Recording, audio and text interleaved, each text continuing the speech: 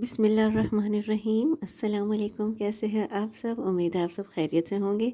अल्हम्दुलिल्लाह मैं भी बिल्कुल ठीक हूँ। आप सबकी दुआओं से मुझे याद तो करते होंगे आप। जी हाँ, इसलिए मैं आजकल जल्दी जल्दी आपके लिए रेसिपीज़ लेके आ रही हूँ। ये बात नहीं है।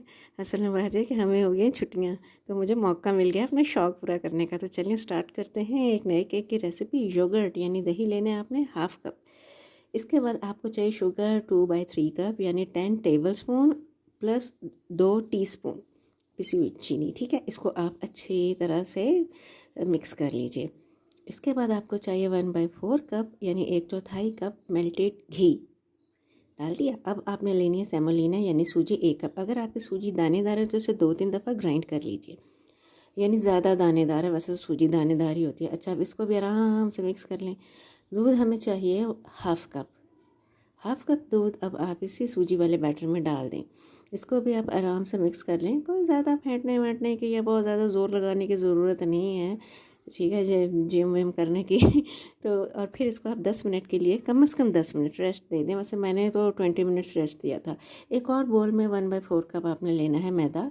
इसमें बेकिंग पाउडर 1 टीस्पून और baking soda half tea spoon mix कर लीजिए। और दूसरी तरफ जो लिक्विड बैटर है ना, उसमें आपने इलायची, हरी इलायची जो है ना, वो डाल देनी है, उसका पाउडर। और फिर उससे मिक्स करने के बाद आपने इसमें मैदे वाला बैटर जो है वो मिक्सचर वो डाल देना है। और आराम से इसे आप एक ही यानी डायरेक्शन में हल्के हाथों से मिक्स कर लें। बस ये ख्याल रखें ड्राई इंग्रेडिएंट्स डालने के बाद ना ओवर मिक्सिंग ना हो।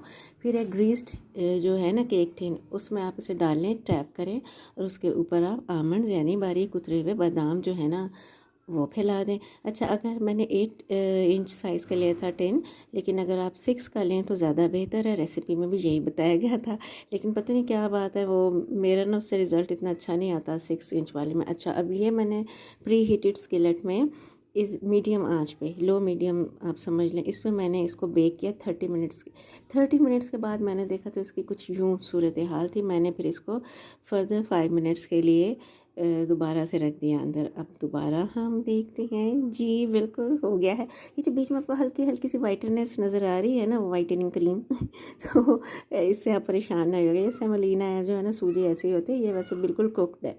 ठीक है, इसे आप चेक भी कर सकते हैं। और वैसे आप इसे बीच में से थोड़ा सा प्रेस करेंगे, ऊपर आ जाएगा।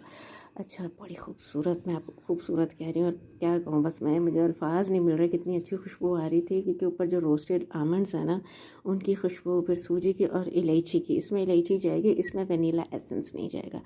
इतना मज़े का, इतना सॉफ्ट केक बनता है ये। और आपको पता है सूजी कितनी हेल्दी होती है, बड़े आराम से हज़म भी हो जाती है। बहुत अच्छा फ्लेवर। और आप देखें ज़रा बाहर टेरेस पे मौसम कितना अच्छा है। मेरी चाय मुझे पुकार रही है, तो मैं तो चली। अपना ख्याल रखिएगा, दुआओं में याद रखिएगा। ठीक है, अल्लाह हाफिज़।